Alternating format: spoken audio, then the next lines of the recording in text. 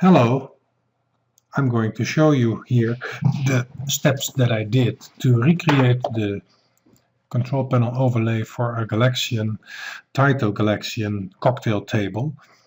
My friend Dean from the UK sent to me these pictures because he purchased this machine, and as you can see it's very damaged, so he asked me if I could make a reproduction sticker that he can put over this one. So remove this one from the plate and install the new one there. So that is what I did. I sent this little drawing first to him by email. And in the drawing you can see I made a rough sketch here how the panel looks with all kinds of measurements that I needed to put all the objects in the correct position. So basically I just created this and I asked for the measurements. Dean measured it, sent it back to me, and that's my base file that I'm working from. And I think I will just open the video and going to watch the video together with you and explain things where necessary. I will speed up the video by 4 times, I think, because in the end I think it was like 4.5 hours of raw footage, and I think in total the process was like 6 hours of work. So yeah, that's a lot of work, but in the end it's worth it. You will see the result later. The first thing I always do when I need to make a start of a reproduction is I need the measurements, of course, like I showed you before, and in Illustrator I put an outline of the thing that I need to recreate, and then I start to put a lot of guidelines in the correct positions. So I know exactly where to put the button holes, joystick holes, bolt holes, references for the picture that I will use under it to check where everything needs to be. So yeah, and the way I do this many times is just the measurements I type in the bars here in the top, as you can see. Why I'm using the calculator here is because some measurements, for example this blue line here, now it's gone. I see it's measured from the right side, so in the end the box is 300 millimeters, so I need to subtract the value, and then I have the correct value that I can put in Illustrator here in the boxes. So I hope it makes sense what I'm trying to explain. Yeah, what else is there to talk about in this moment? I'm just fiddling around with the guidelines to put them in the correct order and position. Later I'm reading the values from the document that Dean sent back to me, and I'm just starting to create the borders and the basic layout of the document, and I do this by creating simple objects and use them as a tool. For example, I use the stroke here to create a nice corner that is also proportionally scaled in the outside and the inside corner, because if you it's best that I show you. For example, if you just let me take it here, a white part. If you take, for example, this rounded rectangle tool, let's say we take a square 40 millimeters with a corner of 10, corner radius of 10 millimeters. You will see that that's good. Okay, the inside and the outside of the stroke, they look proportionally okay.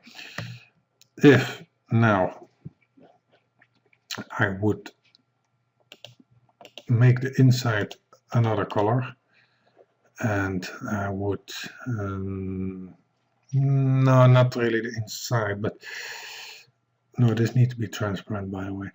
If I copy this object and I paste it in front, let me see, where is it? This is the one.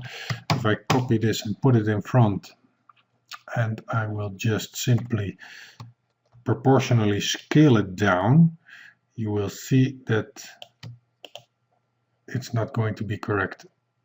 If you see the corner, for example, here, the radius stops right about here, and the another one should be around here. Let me put a guideline there, then you can see if you put the, if you scale the path to the correct, to the same thing, you will see that the corner is coming inside here, and it's supposed to be a square here if you have the right angle. How can I make this more clear? Let's see. This is the path. If I just scale it back and I would make it so that this width is a little bit more than 1 centimeter, so 10 millimeters. If, for example, I would measure the same here, you can see it's only 8. So the corner is not correct proportionally. I hope it makes sense what I'm trying to explain. Well, let's continue with the video. And let's see what I'm trying to do here. Ah yes, I'm still busy with the strokes. I convert them to paths and later I cut them out. So by cutting it out, I'm making totally sure that all the corners are proportionally scaled correctly. In another way, it will look strange, as I showed you before.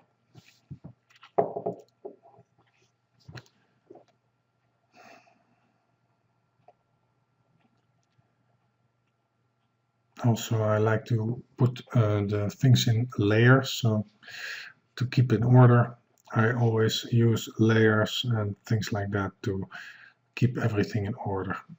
Now you will see I changed the color to a little bit of yellow, sand color, but the color really doesn't matter what it is. It's just for myself that I see some separation. It's pure for the work that I'm doing now.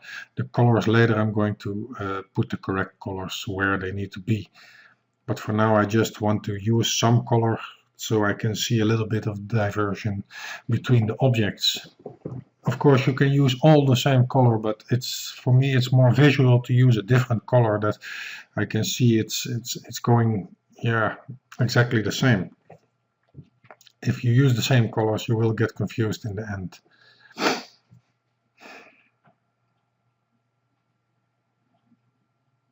And there goes the fire button hole. That's a little bit bigger hole than the player 1 and player 2 start buttons. And here I'm going to create a slot for the joystick. I join it together and then you will see a little bit visual of how it looks. What I did here was I created a new one inside with the half of the measurements, with the half of the value, because I was a little bit doubting about the measurements that Dean gave me, but in the end they were correct. So you will see that later I delete it, and this is the incorrect value, but in the end I will correct it again back.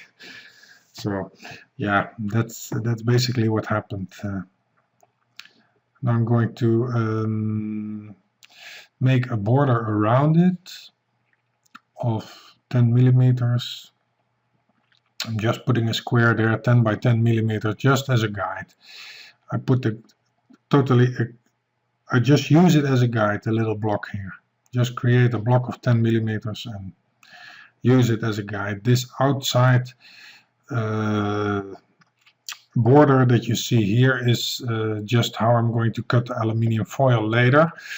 so it will be bigger than the actual plate, and you can trim it off in the on top of the original panel.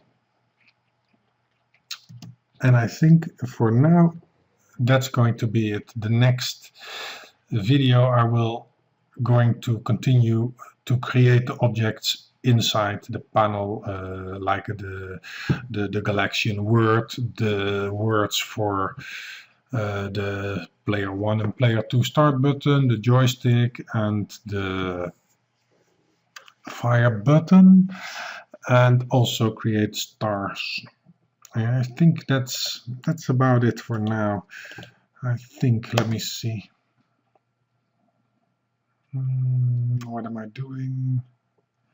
I'm just checking some things, how it looks. Yeah, looks like I'm going to, in the next video I will explain where I get, well, by the way, I can show it right now, by the way.